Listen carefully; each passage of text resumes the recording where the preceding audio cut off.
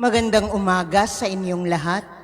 Malugod na pagtanggap sa St. Joseph Parish Gagalangin sa ika-6 ng umagang banal na misa sa pagdiriwang ng liturhiya ngayong Miyerkules ng ika-13 linggo sa karaniwang panahon. Tumayo po ang lahat at tayo'y makiisa sa banal na misa na pamumunuan ng ating kura paroko, Reverendo Padre Douglas Badong.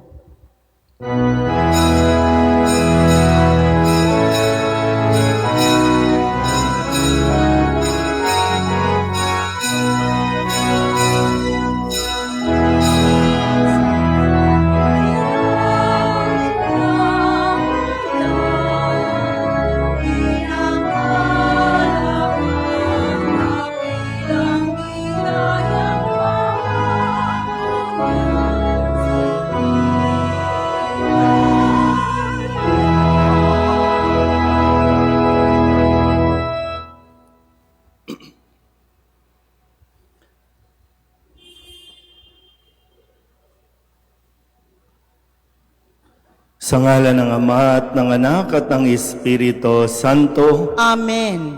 Ang pagpapahala ng ating Panginoong Hesus Kristo, ang pag-ibig ng Diyos Ama, at ang makikipagkaisa ng Espiritu Santo naway sumainyong lahat. At sumaiyo rin. Mga kapatid, aminin natin ang ating mga kasalanan upang tayo'y maging marapat gumanap sa banal na pagdiriwang.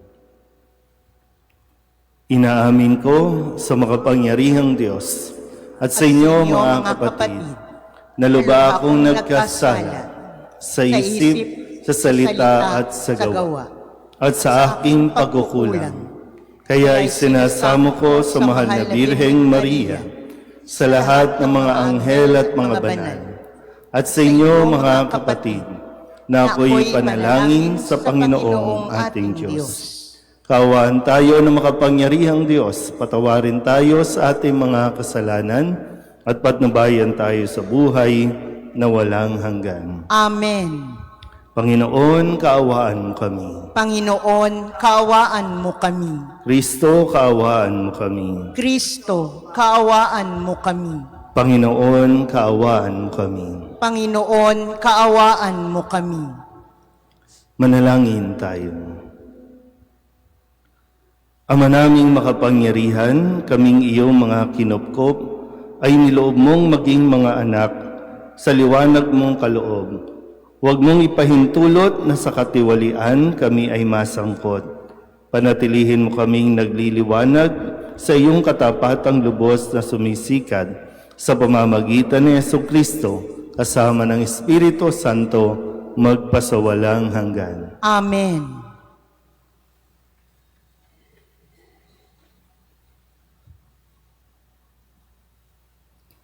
Pagbasa mula sa aklat ng Henesis. Si Abraham ay 100 taon nang ipinanganak si Isaac. Lumaki si Isaac at nang ito'y awatin, naghanda ng malaki si Abraham. Minsan, si Ismael na anak ni Agar ay nakikipaglaro kay Isaac.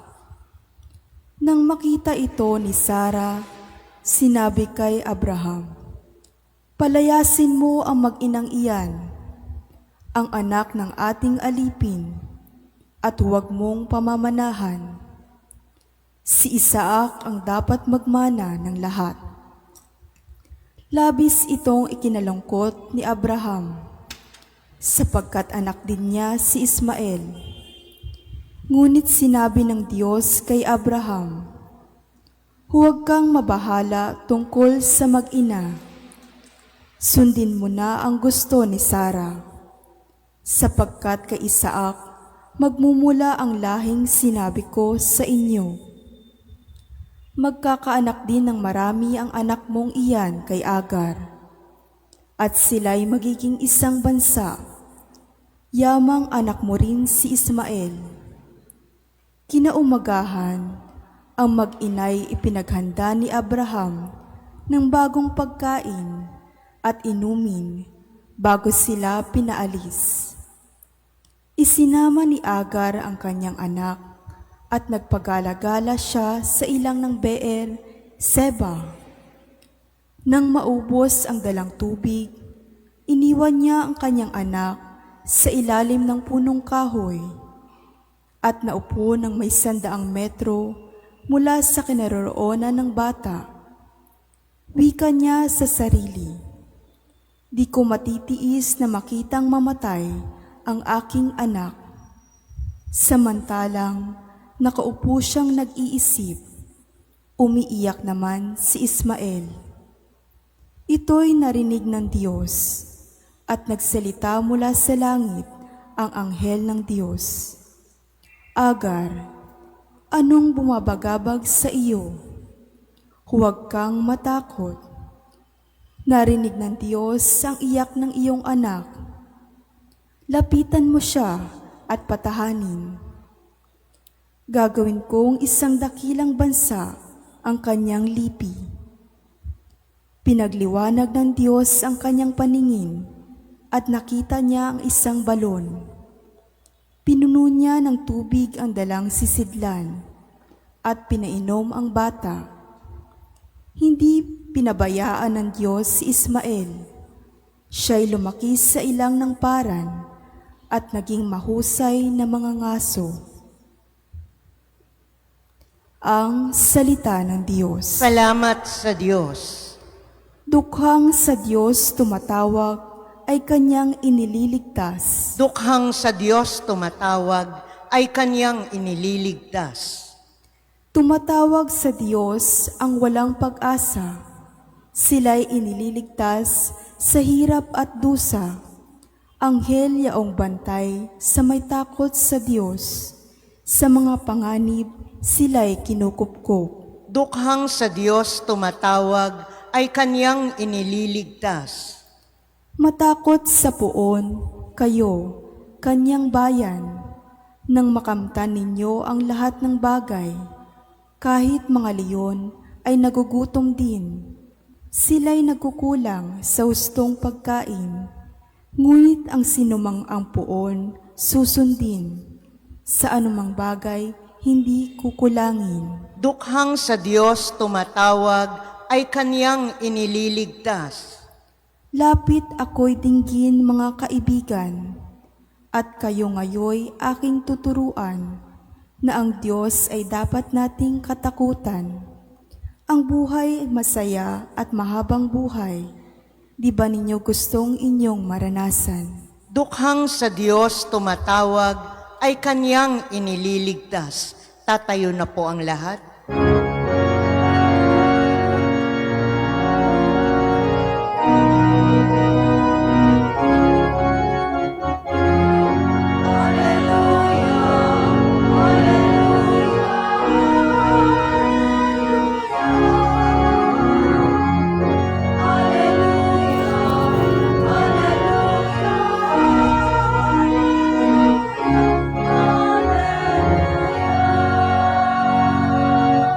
Magulang nati, Diyos Ama, anak ng salita niya, tayong mga aning una.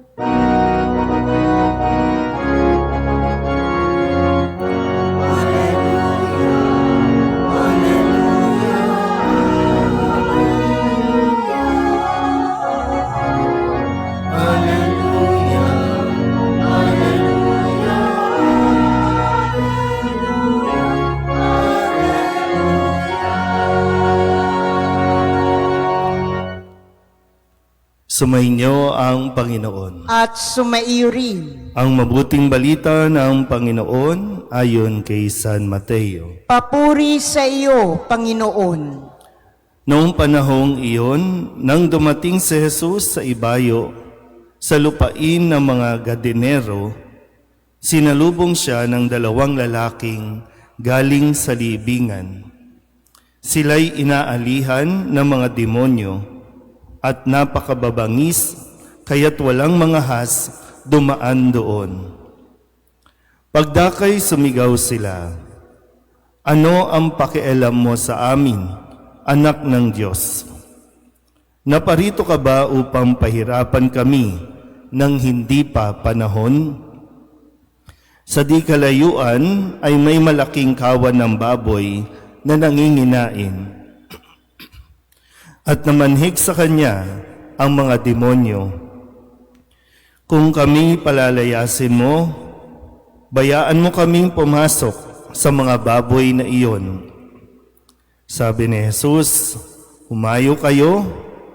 Kaya't lumabas sila sa dalawang lalaki at pumasok sa mga baboy. Ang buong kawan ay biglang sumibad ng takbo tungo sa bangin. Nahulog sa lawa at nalunod.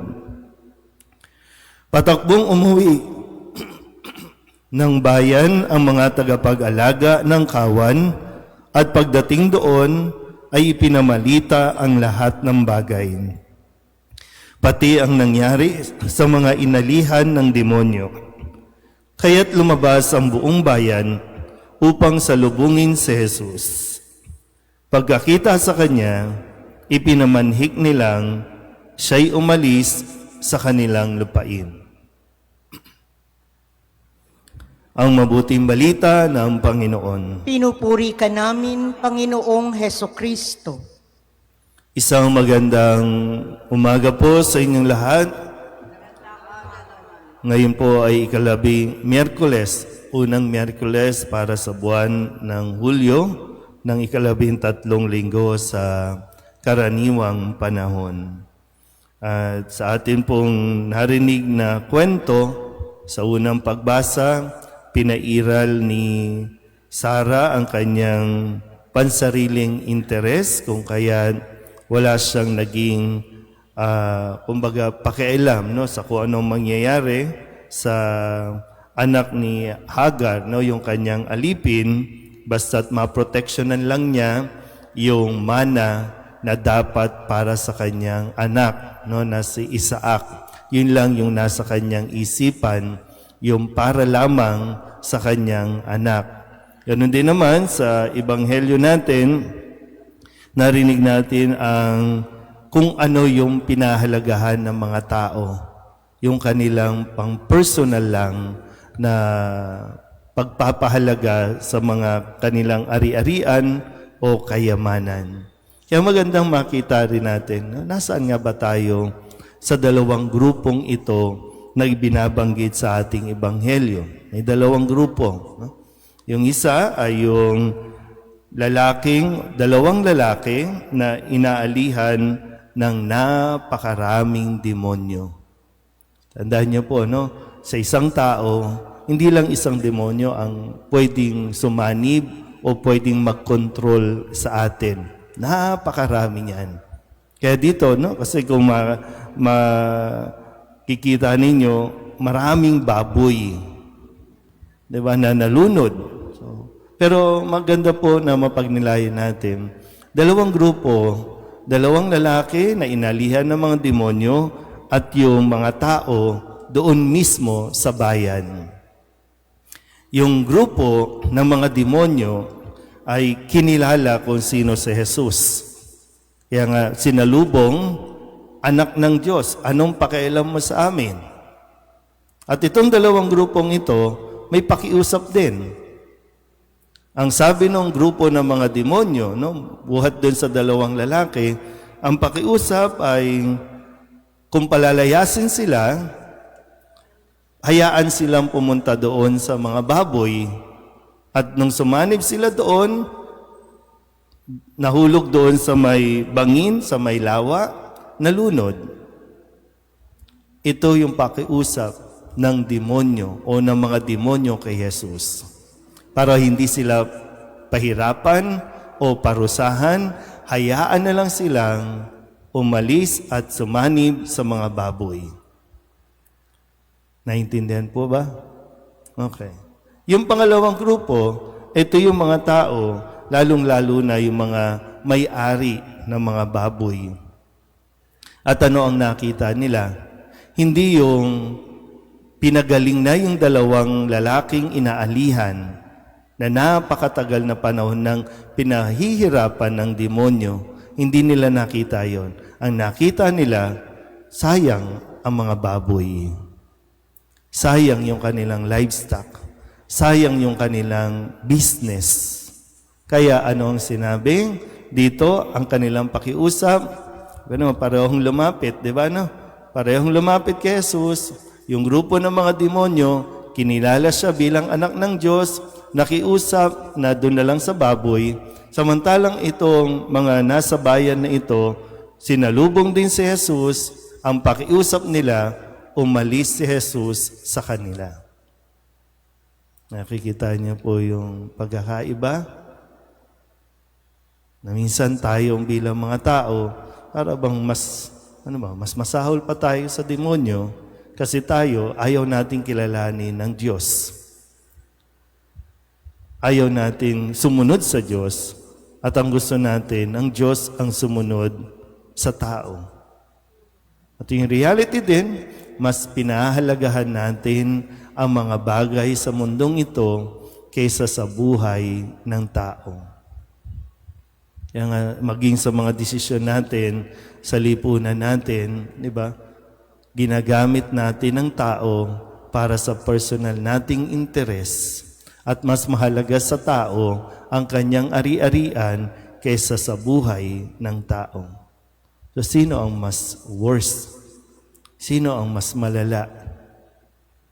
So, pero pag nilayan din natin, no, kung saan ba tayo sa dalawang grupong ito. Tayo ba yung sasalubong kay Jesus at kikilalanin siya, makikiusap na manatili siya, o tayo yung grupo na makikiusap na lumayo ka, umalis ka sa bayang ito. Amen?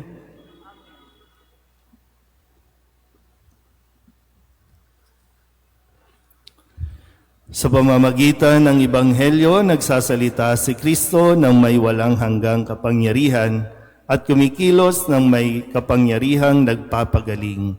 Sa pamamagitan niya, manalangin tayo ng may pananalig. Ang ating pong itutugon, Panginoon, dinggin mo ang aming panalangin. Panginoon, dinggin mo ang aming panalangin. Ang simbahan, sa pamamagitan ng kanyang mga pastol, naway maging tunay na lingkod ng pagpapagaling at pagkasundo. Manalangin tayo sa Panginoon. Panginoon, dinggin mo ang aming panalangin. Ang mga opisyal ng gobyerno naway hindi madaig ng tukso ng kapangyarihan at kayamanan, bagkus makita nila ang kasamaan ng korupsyon sa pamumuno. Manalangin tayo sa Panginoon. Panginoon, dinggin mo ang aming panalangin. Ang maruming espiritu na nagkalat sa ating lipunan, naway mabuwag ng kalinisan at paggalang sa dangal ng tao. Manalangin tayo sa Panginoon. Panginoon, dinggin mo ang aming panalangin. Upang mamayani ang kapayapaan sa gitnang silangan sa Ukraine at sa buong mundo, at ipag-adya nawa ang sangkatauhan sa karahasan, kasakiman at pang-aabuso ng kapangyarihan na nagdudulot ng paghihirap at kamatayan sa marami. Manalangin tayo sa Panginoon. Panginoon, dinggin mo ang aming panalangin. Ang mga may sakit at nagdurusa, naway makita at madama ang mapagpagaling na presensya ng Diyos sa pamamagitan ng mga nag-aaruga sa kanila. Manalangin tayo sa Panginoon. Panginoon, dinggin mo ang aming panalangin. Ang mga tapat na yumao, naway masiyahan sa bukang liwayway ng buhay na walang hanggan. Manalangin tayo sa Panginoon. Panginoon, dinggin mo ang aming panalangin. Idulog din natin sa Panginoon ang ating mga personal na kahilingan at mga panalangin para sa ating mga pamilya, kasama din ang mga kahilingan ng mga nanonood sa online. Lahat ng mga misang pasasalamat, special na intensyon, agarang paggaling ng mga may sakit, tang lahat ng mga kaluluwa na inihiling na ipagdasal sa misang ito.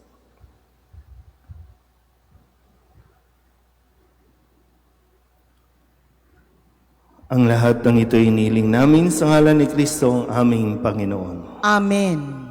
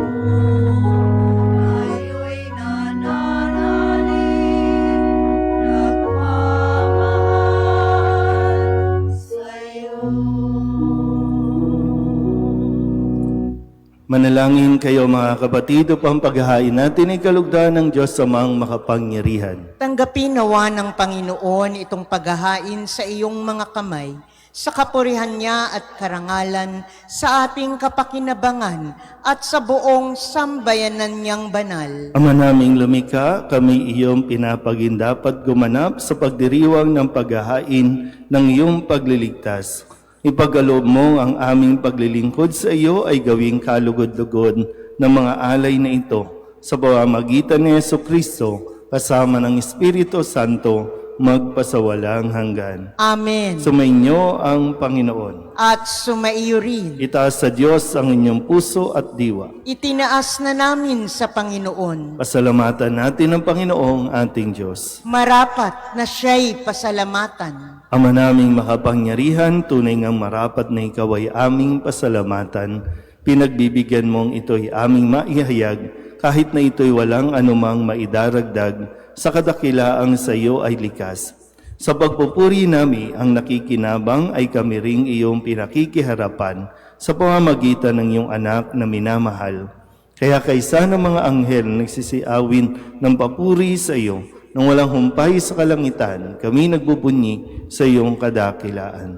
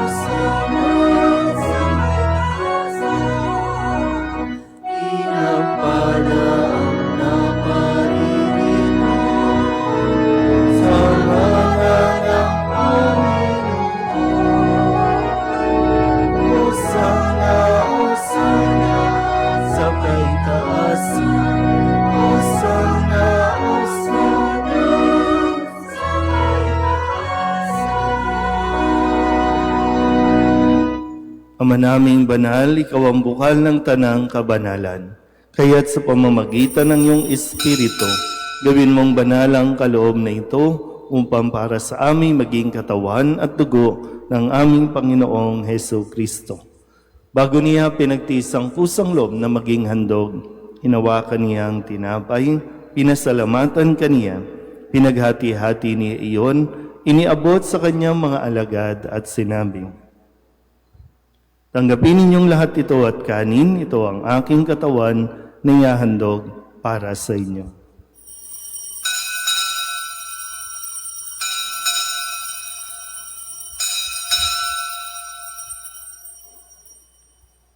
Ngayon din naman, nang matapos ang hapunan, hinawakan niya ang kalis, muli kaniyang pinasalamatan. Iniabot niya ang kalis sa kanyang mga alagad at sinabi, "Tanggapin ninyong lahat ito at inumin. Ito ang kalis ng aking dugo, ng bago at walang hanggang tipan. Ang aking dugo na ibubuhos para sa inyo at para sa lahat, sa ikapagpapatawad ng mga kasalanan. Gawin ninyo ito sa pag-alaala sa akin."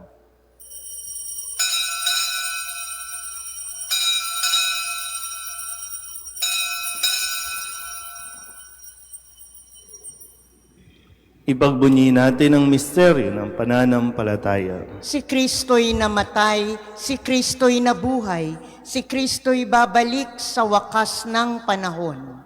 Ama, ginagawa namin ngayon ang pag-alaala sa pagkamatay at muling pagkabuhay ng iyong anak. Kaya tiniaalay namin sa iyo ang tinapay na nagbibigay buhay at ang kalis na nagkakaloob ng kaligtasan. Kami nagpapasalamat dahil kami iyong minarapat na tumayo sa harap mo para maglingkod sa iyo. Isinasamo namin kami magsasalo-salo sa katawan at dugo ni Kristo ay mabuklod sa pagkakaisa sa pamamagitan ng Espiritu Santo. Ama, lingapin mo ang iyong simbahang laganap sa buong daigdig. Puspusin mo kami sa pag-ibig kay isa ni Leon na aming Papa at ni Jose na aming Obispo at ng Tanang Kaparian. Alalahanin mo rin ang mga kapatid naming nahimlay na may pag-asang sila'y muling mabubuhay, gayon din ang lahat ng mga pumanaw. Kawaan mo sila at patuloyin sa iyong kaliwanagan. Kawaan mo at pagindapating kaming lahat na makasalo sa iyong buhay na walang wakas. Kaysa ng mahal na Birheng Maria na Ina ng Diyos, ng kabiyak ng puso niyang si San Jose, kaysa ng mga apostol at ng lahat ng mga banal na namuhay dito sa daigdig ng kalugod-lugod sa iyo, may pagdiwang nawa namin ang pagpupuri sa ikararangal mo sa pamamagitan ng iyong anak na aming Panginoong Heso Kristo. Sa pamamagitan ni Kristo, kasama niya at sa Kanya, ang lahat ng parangal at papuri ay sa iyo, Diyos amang makapangyarihan, kasama ng Espiritu Santo, magpasawalang hanggan.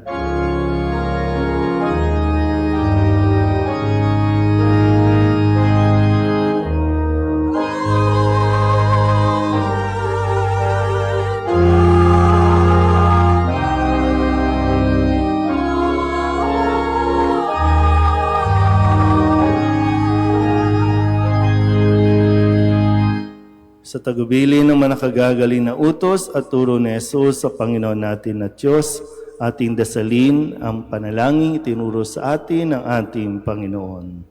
Ama namin, Sumasalangit ka, sambahin ang ngalan mo, mapasa amin ang kaharian mo, sundin ang loob mo dito sa lupa para ng sa langit.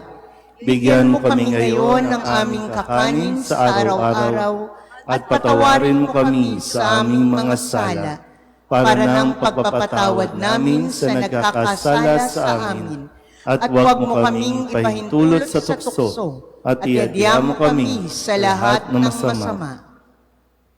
Hinihiling namin kami iadya sa lahat ng masama, pagkalooban ng kapayapaan araw-araw, iligtas sa kasalanan, at ilayo sa lahat ng kapahamakan, samantalang aming nananabikan ang dakilang araw ng pagpapahayag ng tagapagligtas naming si Yesu Kristo. Sapagkat iyo ang kaharian at ang kapangyarihan at ang kapurihan, magpakailanman. Amen. Panginoong Hesu Kristo, sinabi mo sa iyong mga apostol, kapayapaan ang iniiwan ko sa inyo, ang aking kapayapaan ang binibigay ko sa inyo.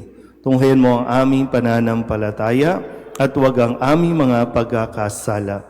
Pagkalooban mo kami ng kapayapaan at pagkakaisa ayon sa iyong kalooban, kasama ng Espiritu Santo, magpasawalang hanggan. Amen. Ang kapayapaan ng Panginoon ay laging sumainyo. At sumaiyo rin. Magbigayan po tayo ng kapayapaan sa isa't isa. Kordero ng Diyos na nag-aalis ng mga kasalanan ng sanlibutan, maawa ka sa amin. Kordero ng Diyos na nag-aalis ng mga kasalanan ng sanlibutan, maawa ka sa amin. Kordero ng Diyos na nag-aalis ng mga kasalanan ng sanlibutan, ipagkaloob mo sa amin ang kapayapaan. Ito ang kordero ng Diyos. Ito nag-aalis ng kasalanan ng sanlibutan. Mapalad ang mga inaanyayahan sa kanyang piging. Panginoon, hindi ako karapat-dapat na magpatuloy sa iyo, ngunit sa isang salita mo lamang ay gagaling na ako.